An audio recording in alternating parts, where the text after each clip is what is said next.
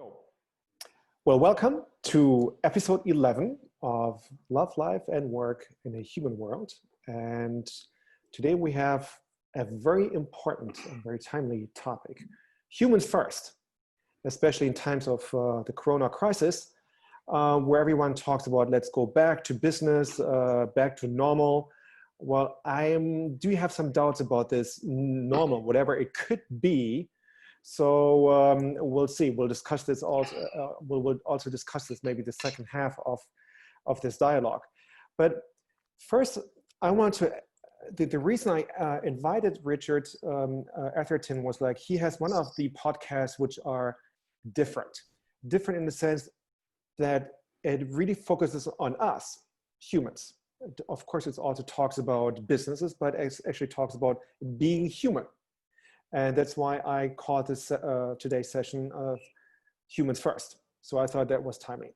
So anyway, before we dive into some of our questions, Richard, maybe you can say a few words about who you actually are and why you started your podcast.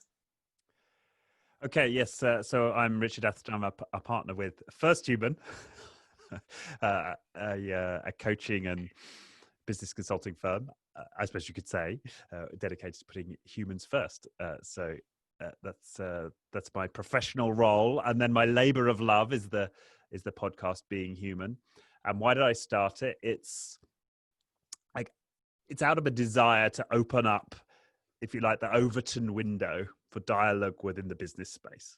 So what are the things that we're allowed to talk about in business? What's okay to talk about? That's the main purpose of the podcast. And so that often means going deeper on what it means to be human and broader, and thinking, I guess, from the greatest scope possible in terms of the human experience, human potential. So broader and deeper about what it means to be human. And then especially as applies to the workplace, although not necessarily, not all of the podcasts have necessarily linked it back to work. So when did you start the podcast? I mean, you have had already like more than 100 episodes. Yeah, so it's a couple of years ago. Yeah, I started. Yes, yeah. So back in 2018, early 2008, spring 2018. And actually, my first interview with this Dave Snowden, the complexity thinker, although that didn't, I actually recorded that with a BBC crew out in the countryside near Dave Snowden's house. And so that didn't come out until sort of episode 9, because by the time we'd, got the whole thing edited out and finished, I'd already recorded a bunch more. So yes, yeah.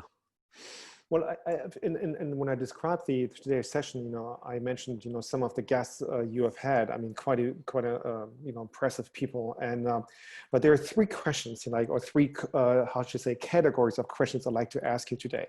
I mean, since you have spoken to more than 100 people, which is quite amazing, is when you look back at the last 100 interviews or so, what were the three most serious nightmares people shared or foresaw? And then the second category would be, what were the three most inspiring visions, especially about being human? And then lastly, what are the three most enticing and motivating practices that you recall? And so these are the three questions, and we can go from there. So the first set of questions, like, what have been the three most memorable nightmares you can remember, and what were those, and who actually shared them, and what happened with you? Right. Yes. And I have to say, I struggled with this, preparing for this interview. I can't really recall too many people talking about nightmare scenarios. But one scenario which the guests may not themselves have described as a nightmare, although I thought was fairly nightmarish, was Robin Hanson. And he's written this brilliant book called The Age of M, where he's described what it would be like if our consciousnesses were uploaded to the digital realm. And one of the fascinating ideas in that book is this idea that we could create spurs of ourselves, right?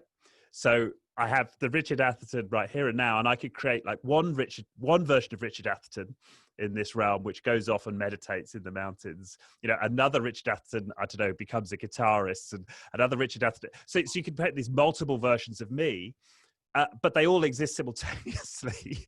And then we could all end up in some kind of Richard Atherton retirement farm where we're all talking to each other about our parallel Richard Atherton. And that I could not get I couldn't imagine spending that much time with so many versions of myself for eternity. So, yeah, maybe that's the most, certainly the most extraordinary vision of all of those that I encountered. What about some other, so I'm going to say, since we said three memorable nightmares, okay, this is one, so we're kind of clones, and we can pick where we want to be today. What other nightmare can you do you recall? Well, maybe it's not, I suppose a potential is that my very latest guest actually is, the episode's not out yet. He's a guy called Robert Meyer, and he wrote a book called The Ostrich Paradox. And he talks about our inability to plan for catastrophes, which of course is pretty timely right now.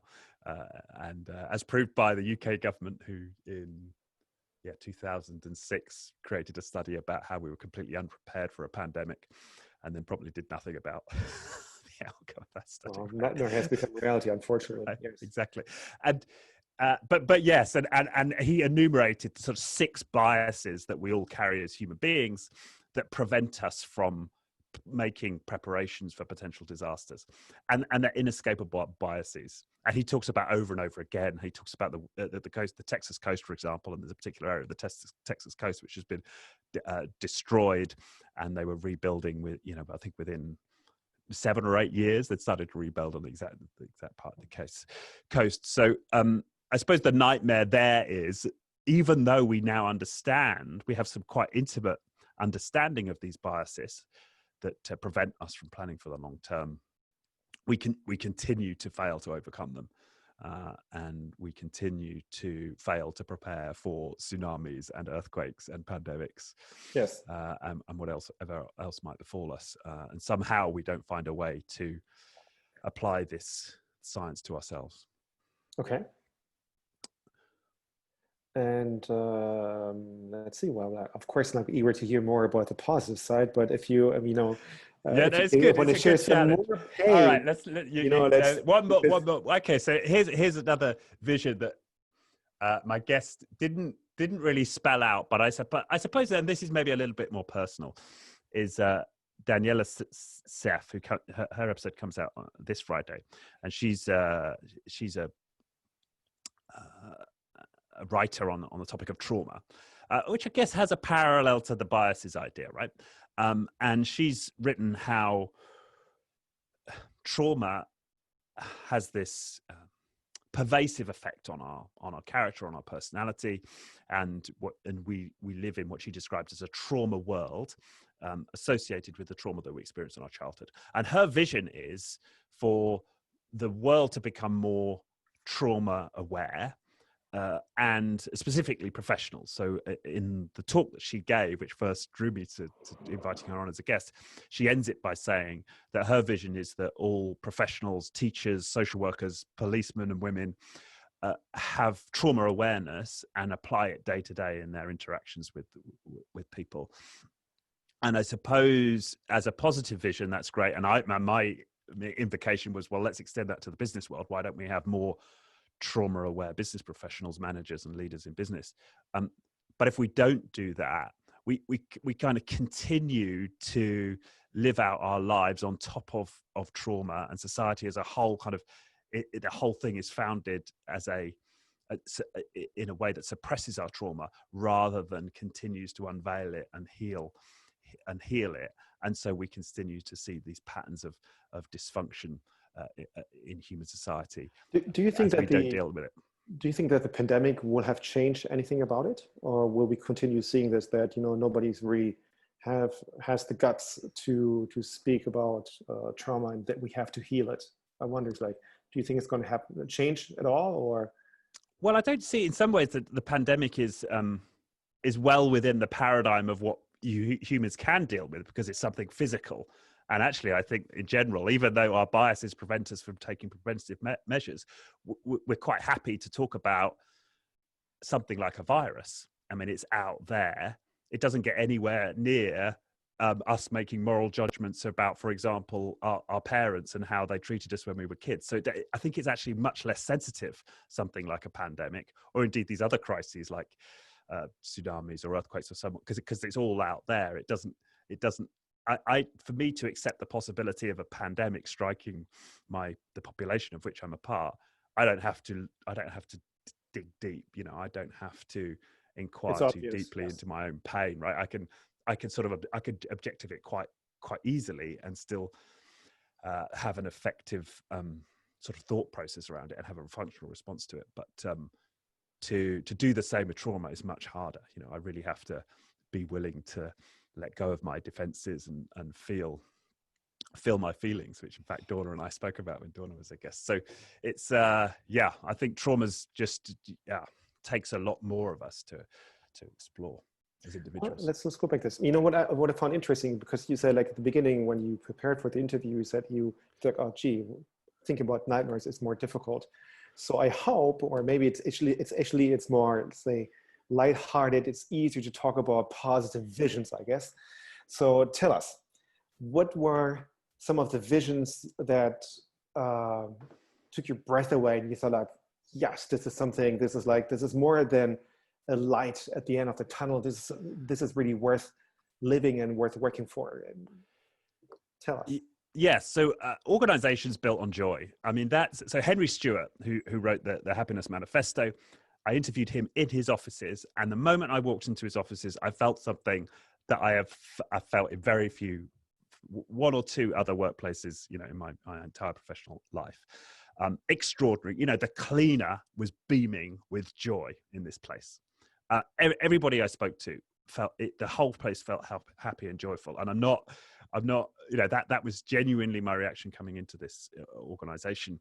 Henry himself is this fascinating character who runs a sizable business with taking almost no decisions as the leader of it, right?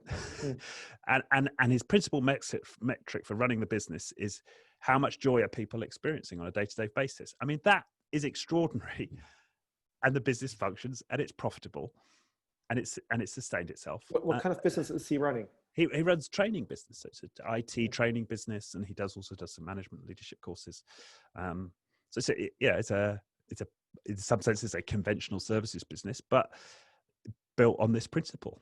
And so that was not so much a vision as a realization of what all business could be like. And actually, Nikki Gattenby, who was another guest, runs a marketing agency, digital marketing agency in Brighton in the UK. And I visited their offices as well, and similar story. Just laughter and a buzz and a feeling of fun and joy. And she's inspired to some extent by Henry's vision, and they take a similar approach. So it's in some senses, I feel like I've seen the future, or at least one version of the future that businesses could look like. So what does it take? I mean, okay, you see and experience, that the people, joy, happiness. It's like, well, but what's the unique factor you saw that would not be apparent in other places? I think it's the ability of the leaders, the most senior leaders, and it is, I think, very important, the most senior leaders of those businesses to trust. So in both cases, in the case of Henry Stewart and his business called Happiness Limited, he trusts. I mean, the best story I got from Henry was they had to rebuild their entire website. And he said to the person who owned the website build, I'm going to give you complete authority to rebuild this website. And he didn't get to see the new design of the website. This is the managing director, CEO of the business, until the night before they went live, by which point it was way too late to make any changes. And he didn't really like it, but he trusted, he trusted the individual who had created it. And so that's it. Yeah. So that's one example of trust. Another guy, and Jack Hubbard, the CEO of PropellerNet, the company down in Brighton, he decided to leave the UK and move to the Alps. Lives in a cottage, a wooden cabin up in the Alps, and completely devolved responsibility for running the company to the staff back in Brighton. and he communicates sort of sporadically with his team over video messages. I think he's got his management meetings are now once a quarter, I think, right? So he's just put his trust in those people to run the company. So that seemed to be a common theme. Okay. That underpinned it. So trust, joy. What else can we add to the vision? Well, one of the things I love about the PropellerNet story is Nikki Gattenby's hiring process, where one of the questions she asks when she hires prospective recruits is, "What is your dream? Just your dream in life?" And one of the purposes of the company is to make people's dreams come true. So one of the dreams that they made true was one of their staff members wanted to go on safari. They wanted to spend time on, to go on safari. And so they cultivated a relationship with a safari company in, I think it was Namibia. They sent her out there and to spend a long period of time helping to build up this safari business in Namibia. And so this person got to spend a huge portion of her life, I don't know exactly, spending her time in this safari camp in Namibia. They became a client of the business. So the whole business used its resources to create this opportunity for one of their staff to spend time in Africa on prolonged safaris, right? So cool. And another example was a guy wanted to go watch the rugby in Australia. So they used their relationship with one of their travel agency clients to get flights for him and his family to go out on an extended break in Australia to go and watch the rugby out there. But this was the fuel of the business. I mean, yeah. So how do they, when they talk about, what Katharina just said, the idea, the big five in life, how do they connect it with a business? I mean, so you say you have a dream, it may not be exactly related to the business. How did they connect it? Well, this again, I think it comes back to trust. They just trust by orienting themselves towards enabling people to experience joy in their lives, that it will pay back. I mean, another example from PropellerNet, one guy had a dream of having his scripts turned into stage plays or productions. And so they took his scripts and they turned it into a multimedia stage show, which they took to the Edinburgh Festival, I think, initially, and then to Glastonbury, so these two major cultural events in the UK. And so the whole company supported this guy putting on a show, and it turned into a web series, and they got a huge amount of publicity from it. They sort of developed this guy's creative talents. That all flowed back into the business, both in terms of attention for them as a business, in terms of what they were doing, the way in which it inspired the rest of the employees and other clients. I mean, the whole thing just seems to work itself out through some magic. It's counterintuitive in a sense, and I think if you try to analyze it, you're almost doomed to fail. Well, I'm not sure if it's counterintuitive, because I remember I was managing a project many years ago. And it was a coincidence that we actually asked the people, saying, "Why are you on the project? Why did you pick this project?" Some people had a choice, not everyone. And the one person said, because I think I could spend more time with my kids in the evening, because it was in Munich, so could commute back home. And the other person said, I want to work out 3 times a week, and there is a studio next door. The other person said, I just want to be in the city. The other person said, well, the technology is great. The other person said, I just want to be with the whole team and want to learn something. And then we sat down and we tried to figure out, okay, how can we accommodate everything? How can we create an environment where people feel not just comfortable, where they feel, what you say, joy, trust, respect, and make them realize there is much more than just the work. There's life, because if there's a work-life balance, what we say, productivity is much better, the quality is better, there is joy. And this is exactly what happened, because that project, we're all consultants, and we average something like 43 hours each week, including travel time, which was pretty impressive. And at that point, I realized, this is one of the first questions, we should ask our team members. Okay, why do you want to be here? what's your motivation? What are your goals? What's your vision? And see if there's an overlap with the project. Because my belief is, if there is no overlap with what you're doing, it's just a job.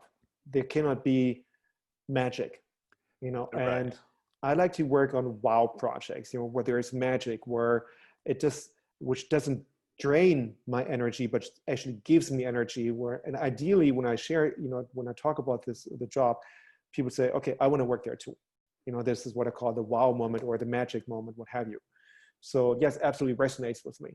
That's cool. Yes. Yeah. And in fact, it was one of your practices that I still talk about to people, your joy wall, right? At the end of the retrospective, you say, yes, what would give you joy today? And you put it on Post-its, and over time you build up this picture of what would give the team joy. I mean, I think that's such a practical, easy way of creating more joy in the environment. For the others, it's like what I said, like when you have daily stand-ups, you can ask the question, okay, what have you accomplished? What will you accomplish? Or what do you plan to accomplish today?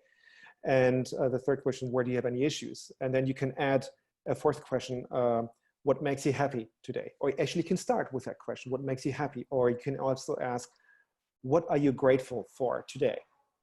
And you actually share it with the team, and it does not have to be related to the job. But what it does is it changes the energy, the atmosphere of the team, because you give people the space to talk about their personal life. Other companies I work for, they start every meeting with a check-in. They ask, how are you feeling? What's going on? And they also have a check-out, because this allows people to arrive and if they had a bad meeting before this present meeting, and they can talk about it, But this way afterwards they can be more present, and everyone is happier. Yes. Yeah. Great. So tell us about some of the practices you have seen where the joy practice is one of the elements. But what other, practices have you learned about that were so enticing that, that could be, very motivating for us, especially coming out of a pandemic? Well, actually, one that's suitable for lockdown life is from a recent guest, Michael Gelb, who originally wrote the bestseller Think Like Da Vinci, and has been studying Da Vinci since he was a kid, and really promotes this idea of drawing. And in fact, it was Da Vinci who you could argue was the first creator of the mind map, if you go back and look at Da Vinci's notebooks.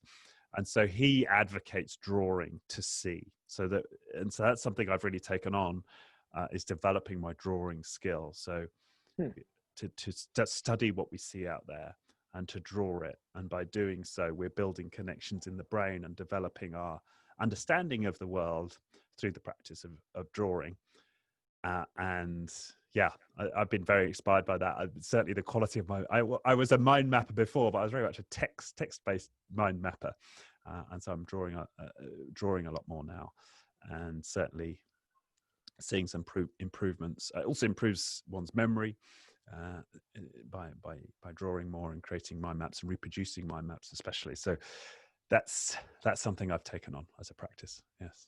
Okay. And I'm seeing that emerging as well. I see it a lot on LinkedIn. Yeah, so for some reason I'm seeing a lot more graphical artifacts being shared on LinkedIn. What other practices? I mean, drawing is one thing. Yeah. Well, not so, and this is not something that I've partaken in particularly, but one thing that was very interesting was bringing music into the workplace. So Roger Nierenberg is a conductor. He's a New York conductor, but also runs workshops with businesses where he brings them into his orchestra, and has different people from different parts of the business sit in different parts of the orchestra and learn to listen to different sections of the orchestra, and as a result improve their ability to listen to others. And he sees some very interesting differences in how people have dialogue with each other after they've experienced these music sessions. So I think using music as a tool in business is a very interesting idea for me. And I have to admit, I've not found a great deal of scope to apply that. it is a fascinating idea. And interestingly, Michael Gelb also talks about that. And in some of his practices, in terms of developing Da Vincian-like capabilities, is to listen much more acutely to music and train our ability to listen to music. So that's something that's very interesting as a potential practice. Okay, I remember you wrote that the person who invented XP, extreme programming, he inspired you the most. Why is that the case? Oh, and early in my career, yes, certainly Yeah. from an agile perspective. Okay, but not necessarily in the podcast or. No, but I think that what he did was when I read his book Extreme Programming, in terms of, I suppose, humanizing work, you could say, he has been a great inspiration for me. He was one of the first people to talk about co-locate the team and sit with your customer.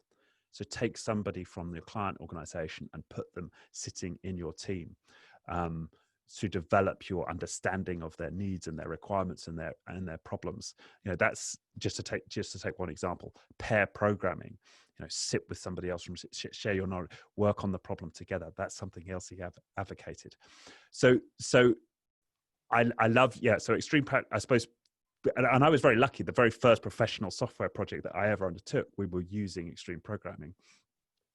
And so that was a very inspiring book. And then to learn and experience the processes so early on sort of had me, gave me the desire to take that through into all of my subsequent, professional engagements. And so, the opportunity to talk to him was, a great privilege. Well, I have a question. It's like we're talking. I mean, in your podcast, of course, the focus is on being human, on the humanizing or rehumanizing digital, or whatever you want to call it. Okay, one of the questions, and this is also like to discuss with everyone else, is: do you see a better chance that we create the space for us humans in the working world and business? Or will we continue treating each other like resources? And if so, what does it take to humanize our business, our economy? Well, not the economy, but our work life. What does it take? And what do you think are the chances that we see a more human world? Well, one of the things that's inspired me is that during this during this pandemic, we've actually created more transparency sort of between people and organizations. So I don't know if you've seen some of the videos on LinkedIn that have been shared about people getting fired via Zoom calls, and some of the behaviors of leaders in organizations are now being exposed in a way that it wasn't possible to do even before this, because so much of our life now is over digital calls. So I think that's something that's going to be a force, is going to be a factor. The fact that people can take mobile phones into factories and warehouses and demonstrate to others the conditions that they're working in. I think that will be a factor in how society evolves. And I also think that as we commoditize more of and automate much more of our processes, what's going to differentiate businesses is going to be their ability, at least for the medium term, to harness humans' creativity. And in order to do that effectively and to unleash creativity and collective intelligence of groups, we necessarily have to humanize the workplace. So I'd say for that perspective as well, I see there being a movement towards further humanizing of the workplace. Because yet it's like, I remember it's like we had some guests on this call, and they said like, well, even though they believe in the power and the potential of humanizing our work, they believe that most businesses will try to go back to the old normal. What do you think is going to happen? Well, no, I don't think it will. I don't think it will. I think the companies that will succeed the most are those who make best use of their human capital, and I think that will become increasingly true as we continue. It's like, yeah, but they say like, okay, I'm a devil's advocate and say, Yeah. I'm running a business now. Okay, we have to generate, revenue. I mean, you want to have your paycheck and what have you. So, okay, everything, humanizing everything is fine, but let's focus on work and get our things done.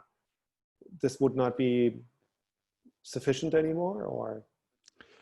Well, I just think there'll be a smaller and smaller there'll be smaller, ever diminishing sectors of the economy where that's a successful strategy.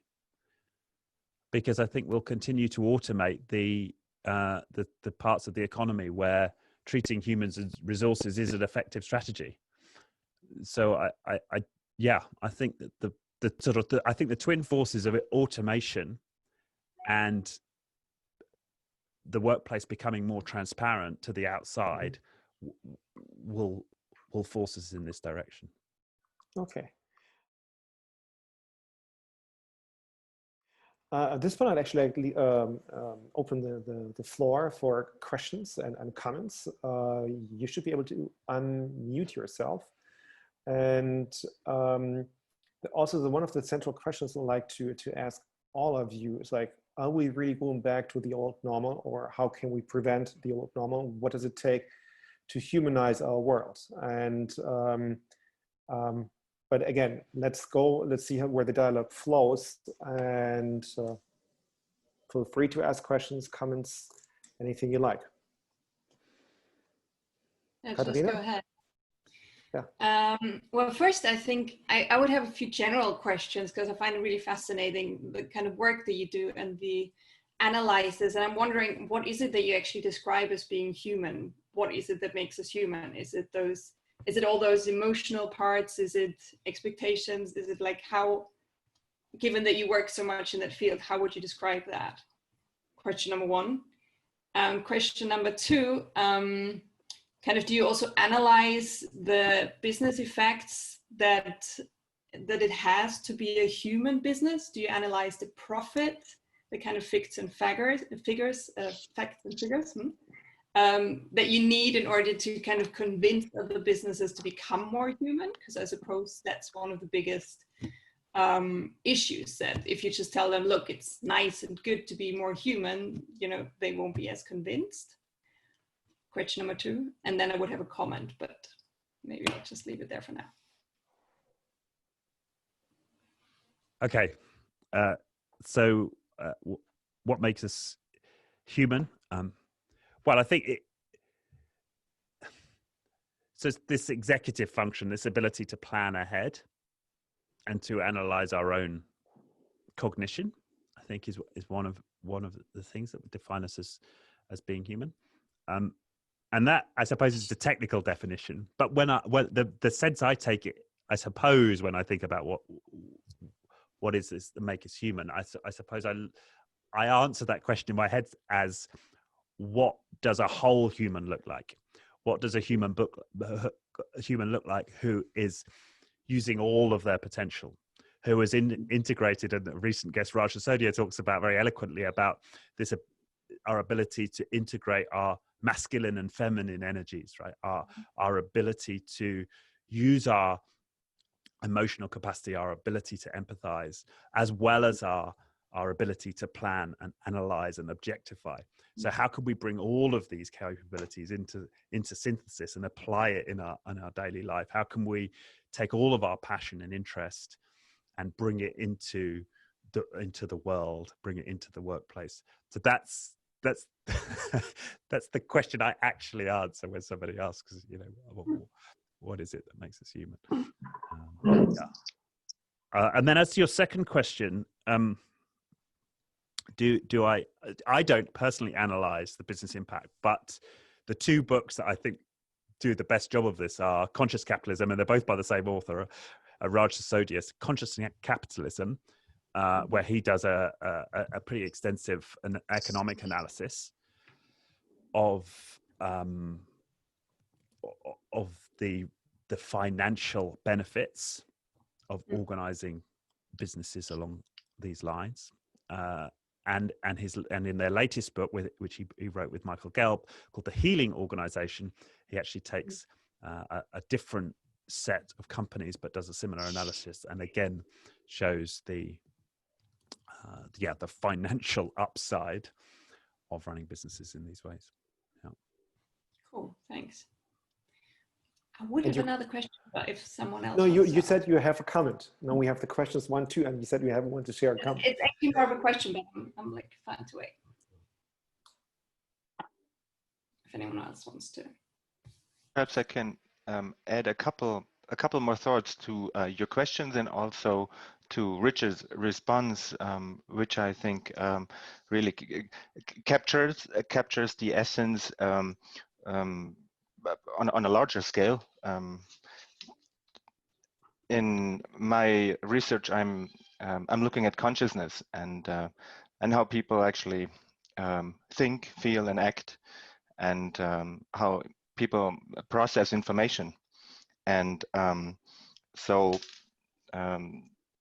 during my work, I also came across the question of, okay, what's the purpose of being human? What makes us human?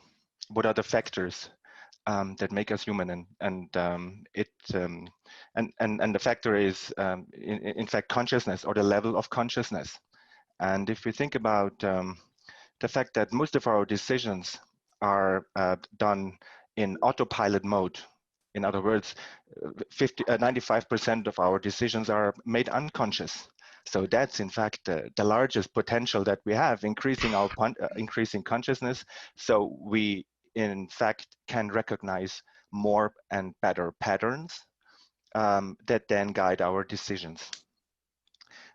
In terms of the purpose of what a purpose of being human means, I like the biological and evolutionary theories that talk about learning, growth, and transformation, which is already ingrained on the smallest cellular level.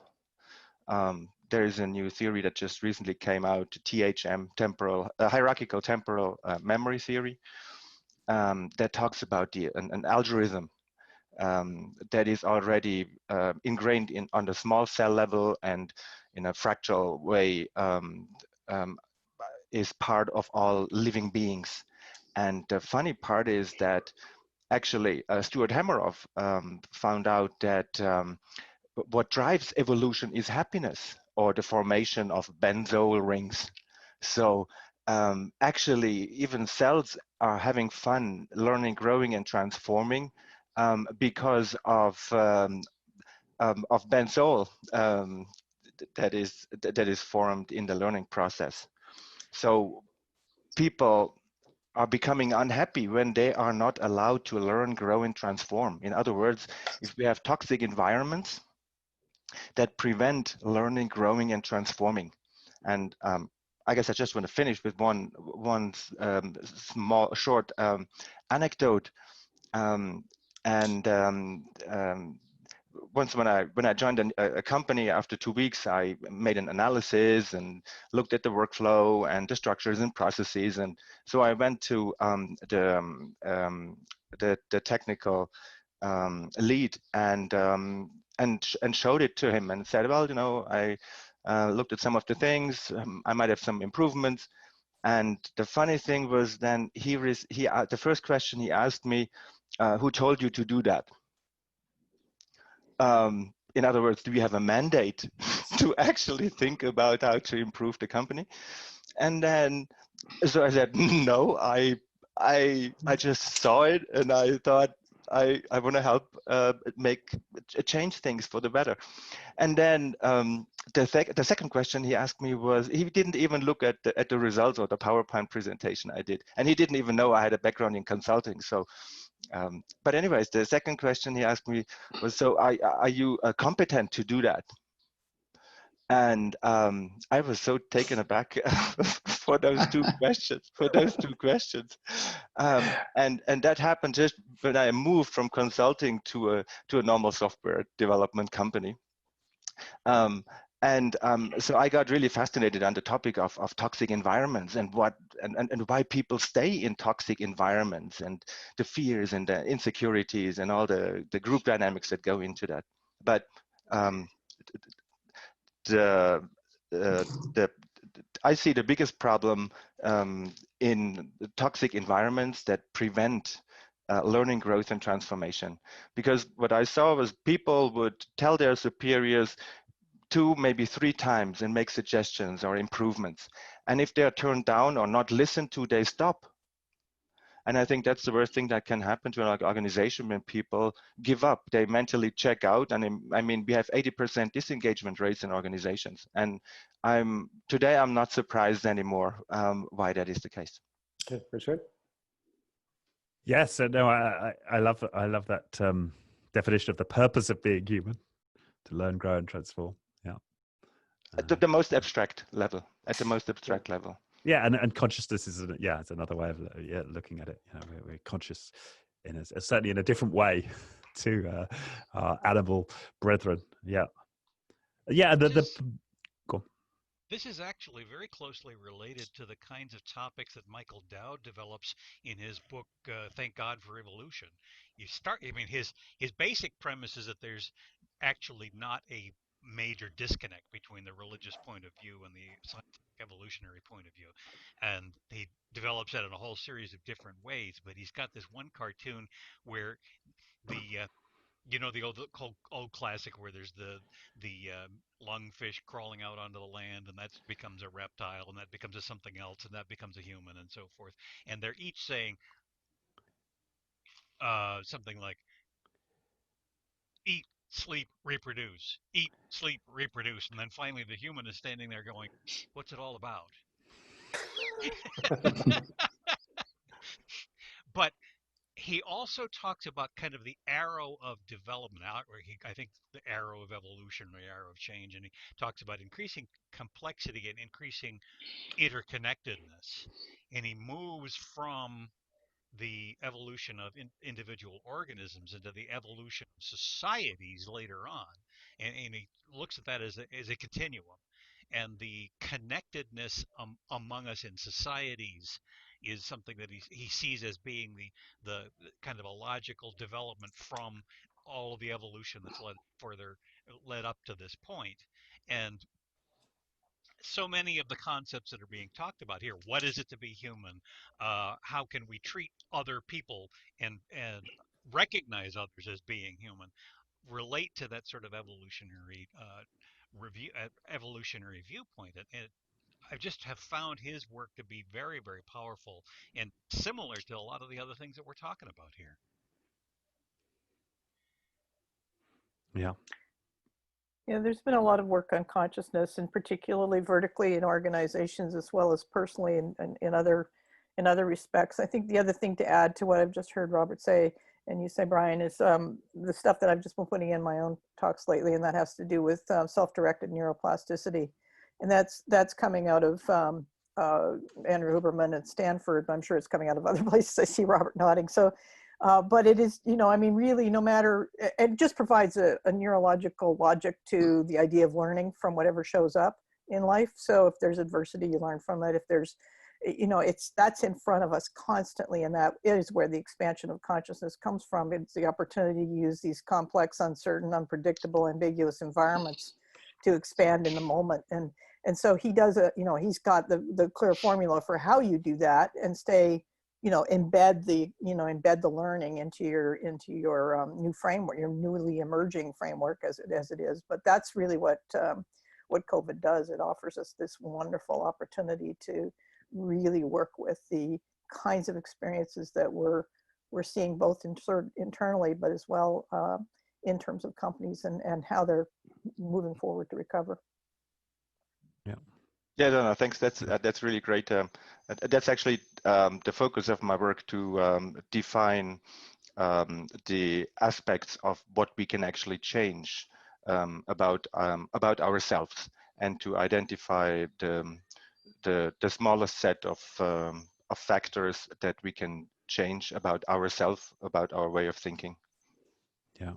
And in fact, Michael Gelb, recent guest, talked a lot about neuroplasticity and this new discovery that we can continue to evolve our brains, for much longer through our lifetime than perhaps had been thought even 10 years ago. We can continue to develop our brains. And then from a personal level, my own experience of changes in my consciousness through doing trauma recovery work, and how by reliving experience in the past which created a genesis for certain beliefs that then pervade all of my behavior and decision making, I can actually relive some of those past events, feel and grieve that pain, and at the same time as I grieve that pain, the defensive beliefs that were suppressing and repressing that pain also collapse. So there's a kind of collapse in my consciousness around that trauma, and I'm freed up to think new thoughts and develop new beliefs. And so that's sort of a personal experiential account of my own neuroplasticity from a trauma recovery perspective. If I can throw in another thought or another question that I was having, or maybe even a theory, I'm wondering, because I'm working in event design a lot. So recently I've kind of switched to organizing online events. And I was wondering, as everyone has had those experiences with all those endless Zoom calls and online meetings and online conferences, blah, blah, blah, and they are even more draining and even more boring than everything that we've experienced before in the offline world. I'm wondering if actually the digital world might give us this unique opportunity to realize how very important those human elements are. And kind of looking at what Robert said, kind of learning, growth, and transformation, I would add that the need for human connection is also something that we've become very aware of these days, given that in those kind of two-dimensional realms, it becomes much more difficult to feel that. So I'm really wondering, do we become more aware of those human elements and those human needs that we have because now we're in a digital world and it just becomes so obvious that it's more difficult to experience that? What do you think? Well, actually, learning is interaction. There is no learning without interaction, either with ourselves or with other people. So that is the most social aspect of interaction. The result of interaction is learning. So that directly relates to the aspect to the learning part, and then the growing part is basically repeating what you've learned and failing, making mistakes, and understanding it better. And if you do it often enough, transformation happens automatically.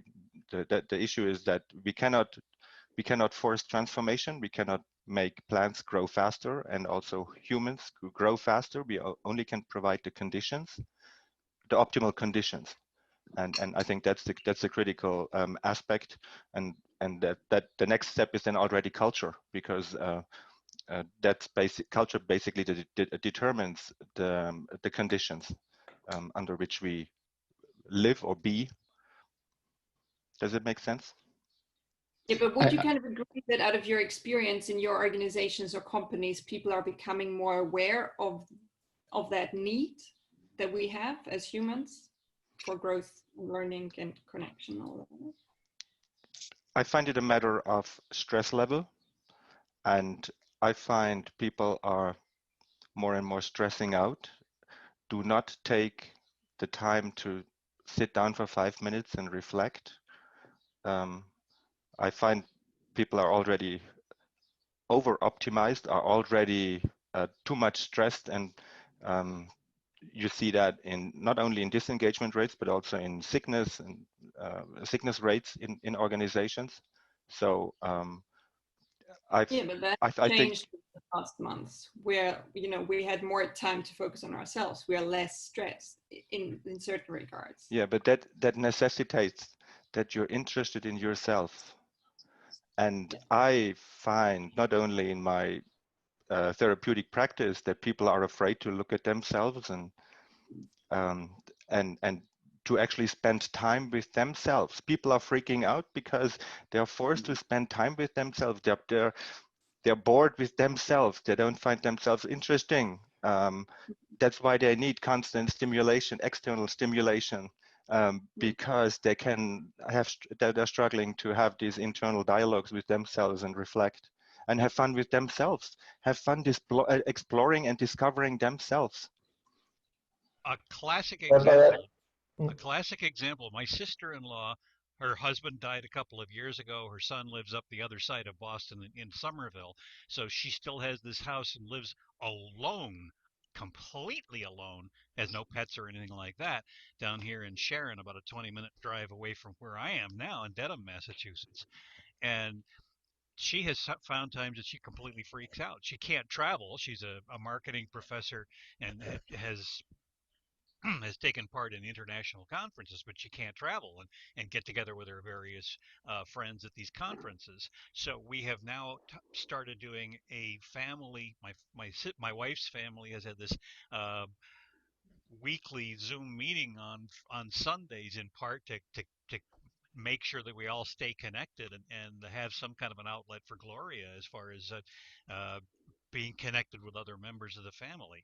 And I see that happening more and more, reaching out through the means that we have as alternative means to make connection with people, with old friends, with family members or whatever. So in part, that's kind of an answer to what Katarina was bringing up. There seems to be more and more of an awareness of the importance of staying connected.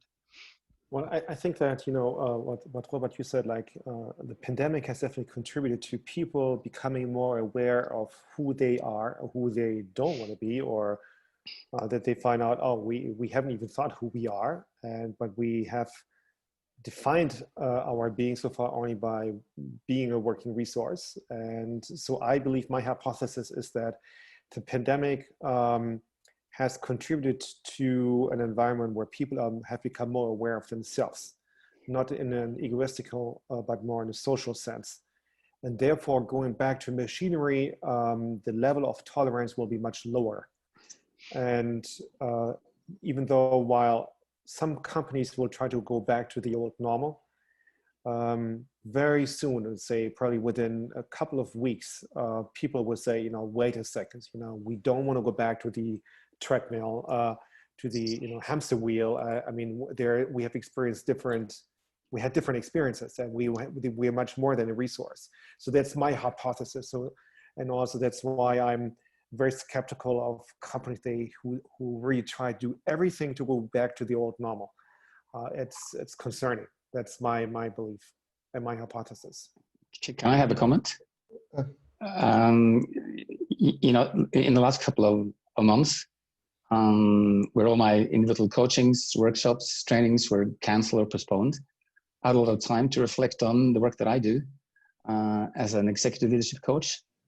And I'm really fascinated by the Ubuntu, which say, I am because we are. And it sense I cannot be a human being unless I'm with other human beings. And the basic philosophy of Ubuntu is I bring you into existence. The way that I behave in a relationship is that I see you, and it's my full responsibility that we mutually empower and unfold each other. So this kind of philosophy, this kind of bringing into existence how I want this relationship to function, I think is the most important leadership skill. Mm-hmm. And for me, what we're talking about here is leadership. So what is leadership? Leadership is not a person. Leadership is a system. And the leadership system consists of people, follows a leader, not as as an autonomous, authentic person. And they together create that kind of a context that we are talking about to bring joy. And then that's where you can bring your whole self to work, and you have a feeling of, I am a human being. A very important point. Our ability to generate others in interaction. Yeah, I mean, this is what it's all about. Yeah. No. I would like yes, as a second step. About sorry. Yeah, I would like to talk a little bit about myself. So I think for me, this embodiment is really important. And Richard, you have talked about trauma. And there, the relationship between bodies is really important, and we can recognize much more and feel much more than through Zoom. So I've made great connections through Zoom, and I run my team over Zoom 3 years now. But I feel now that I'm really missing those connections between two bodies, not in a sexual sense, but more from seeing somebody, seeing small movements, how he behaves, if he runs around, and Zoom is very focused. It's zoomed. So I'm really missing it, and I'm currently thinking about how can I reestablish that. And I think this is a very interesting topic moving forward. Yeah, good point. I was speaking to one CEO of a engineering firm, and he was saying that they're already talking about reconfiguring their office space, and that they're getting to a point of acceptance now where individual work just doesn't have to happen in the office. If you need to work on your own, you've got no need to come into the office. And they're thinking about reconceiving, and this is a bit to Katarina's point, their office space is actually something like a conference space and a collaboration space, where they can configure it for if somebody wants a town hall meeting, they'll configure the space in that way. If a team wants to come and do a 5-day sprint together or 48 hours, they'll configure the space to support that. And so it will be a movable, a configurable environment, focused principally on having people collaborate together. So I thought that was a very inspiring way of how they're going to reconceive the physical space. Brian, you said like you had this little pin, and maybe it was difficult to see. It was said first being human inside, or what did it say? Human inside at the Software Design for Medical Devices conference a couple of years ago. John Garrett, one of the attendees and presenters, actually gave these things out. And the point that he was making at the time, which I now realize correlates very closely with what we're talking about here, was that if you're going to be providing something as a service or a product to people, not only to the people that you're providing it to, but to people that are working there, you have to recognize that they're human beings that you're dealing with. And so he was very strongly emphasizing the need for that human connection. And so he actually passed out these human inside lapel buttons. And love it, to remind ourselves.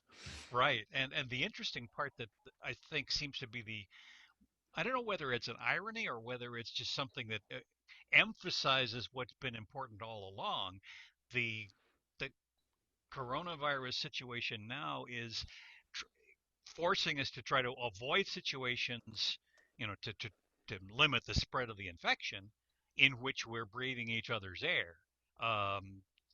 Actually, already in February, I think there was a report in the Los Angeles Times about a choir group that got together in Washington State. Somewhat despite the fact of the oncoming pandemic, they decided they were going to rehearse together, and a number of them came down with the coronavirus, and 2 members of the choir died. And that sharing of air it has forced a lot of people, a lot of companies to say, we're going to keep you apart because our workspace is a common workspace and everybody is breathing each other's air. So we to try to protect everybody. We're limiting that use of the office and encouraging people to work from home.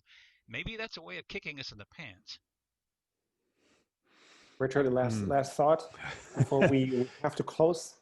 Well, I mean, these are going to be very tricky decisions to make. But I do expect that the incidence of the infection rates will drop to a point where it is entirely safe for almost all of us to meet up and congregate. I mean, we as societies, we've overcome pandemics in the past, and we will with this one. So I think this will be a temporary caution that some companies have. But I do think this too shall pass. Yes. Richard, how can people get a hold of you? How can they reach you and find your podcast? Yes, so firsthuman.com is the company, and Being Human is the podcast. So if you go to firsthuman.com/podcast, you'll find it. Yeah. And I'll let you know once we have this recording also on YouTube, and I will be happy to share the chats with you, because there are also some websites you have been sharing. Richard, thank you so much for your insights of your podcast. I love listening to it, and I'm actually looking forward to the day when it will be available also on Spotify, not just on Apple, iTunes, and some of the other channels. But I highly recommend the podcast Being Human. Really inspiring conversations, wonderful people in there. Some of your guests actually have been also on this dialogue, like Kim Polman and Richard Sheridan, talking about joy and the golden rule. And so If you haven't had a chance to listen in to Being Human with Richard Atherton, I highly recommend it. Richard and all of you, thank you so much for your time, and I look forward to talking to you very soon again. Thank you, Thomas. Thank you, you so Thomas. much. So much. Thank you, Richard.